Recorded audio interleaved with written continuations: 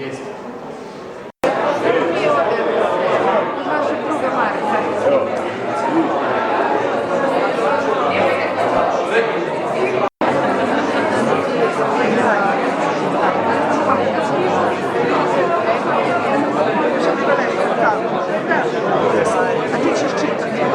To je rekordacija nacije. Da se preputila.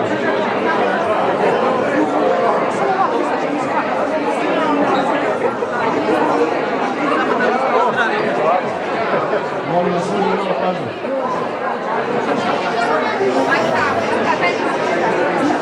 Poštovani sugrađani, dobroveče. Dobrodošli na izložbu slika koju su nastavnici naše škole priredili u čast nedavno preminule koleginice, nastavnice Milke Maričić. Izložbu će otvoriti likovni urednik, magistar slikarstva Milica Raičević, koja će reći nešto više o Milkinom stvaralaštvu. Nakon toga poslušajte šta su pripremili učenici naše škole u čast umetnosti, slikarstva i života. Dobroveče svima.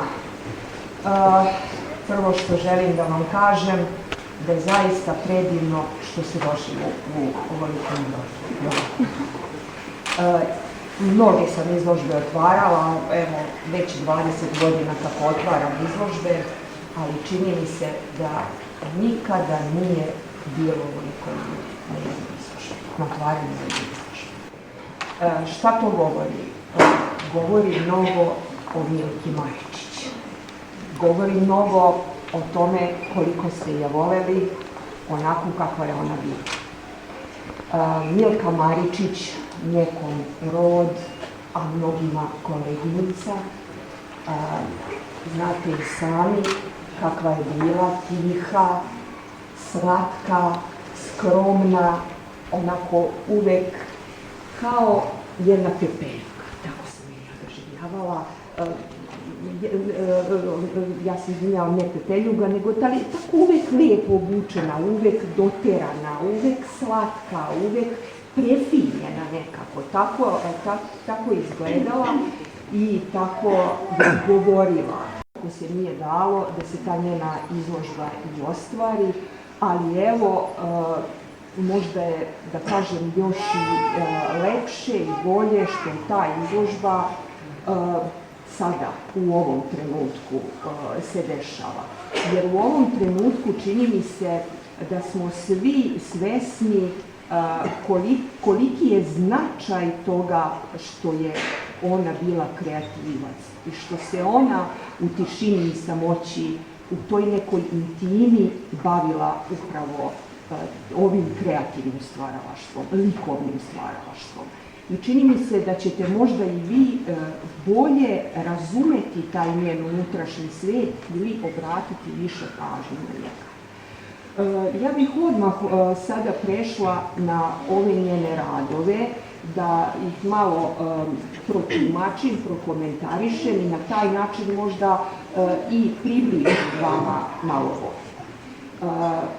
Nažalost, svi ovi njeni radovi koji su nastajali dugi niz godina, to se vidi, Milka je to radila iz ljubavi, radila je amaterski, ali uporno i ta njena potreba za zaista istinita unutrašnja potreba za stvaralaštvom nekako je istrajavala tokom godina.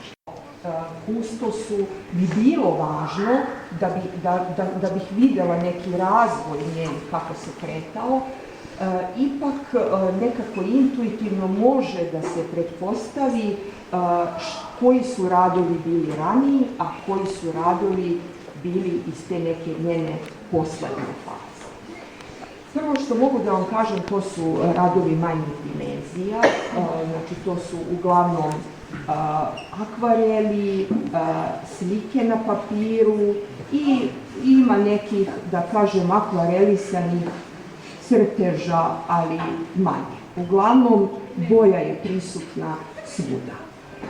U prvim, pretpostavljam da su prvi ti neki raniji radovi njeni, ona je uglavnom motivski se zadržavala na mrtvim prirodama koje su vrlo suptilne, vrlo minuciozno rađene i nekako se i na tim mrtvim prirodama osjeća i nagoveštava ta Milkina sanjalačka priroda. Na svim njenim radovima je prisutna ta njena sanjalačka priroda. Čak mislim da je ovo mi liči na ulje, iako nije nagoveštena tehnika, čini mi se da je ulje na papiru. Oni su već opet, ta neka sanjalačka njena priroda koja je tu bila prisutna, još više je izražena. Pa ovo onda liči na neku, recimo, epsku fantastiku. Jedna koloristička, to su verovatno njena promišljanja od kada se razbolela. Prosto kao da je anticipirala i taj događaj sopstvenog odlaska sa ovog svijeta.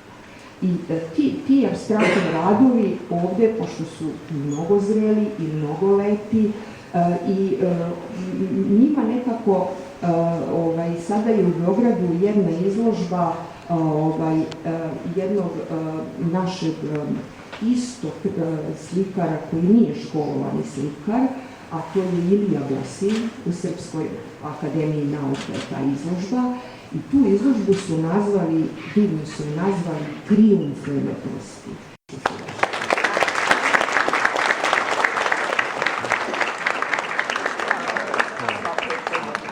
Popović koji će kazivati stihove Mike Antića i Pere Zubca.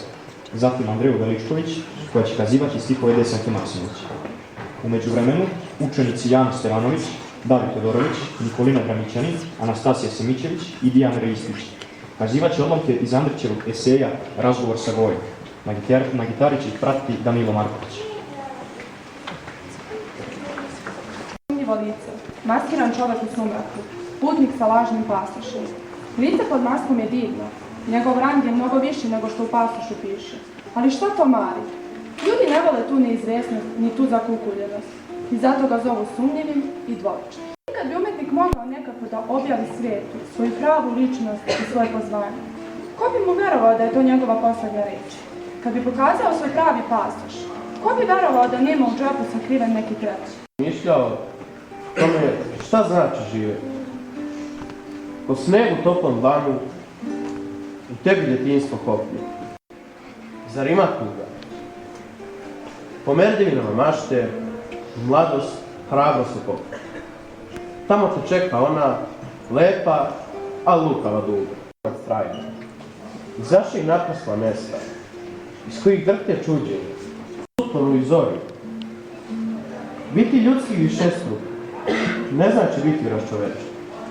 Ja jesam deljiv sa svačim, ali ne i razoren. A sva ta čudesna stanja i obnavljanja mene i nisu drugo do vrtnog. Božanstva i sveta. Prvi antagonizam samo je simbol drugog. Vidite, to je bio njegov način izražavanja.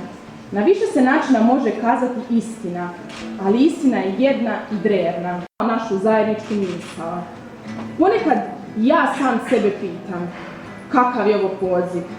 A poziv jeste, jer kako bi inače mogao ispuniti ceo život jednog čoveka i doneti mu tolika zadovoljstva i tolika stradanja. Možete vam biti čempe s izborjem. Život je velik, smrt je manjušna.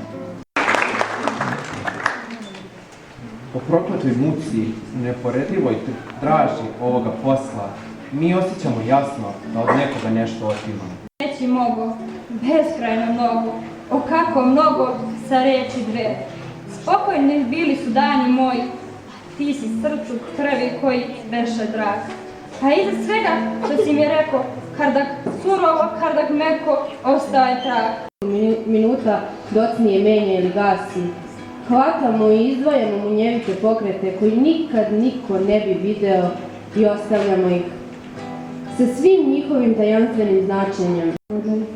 I kratkovečno lepoti i slobodi podržali i branili. Inače, oko lepote su uvek ili mrak ljudske sudbine ili sjaj ljudske krvi. Igrajući se, Nacrtao vodenu površinu u večernjem sjaju i na njoj barku iza koje ostaje lepozasta braza na vodi.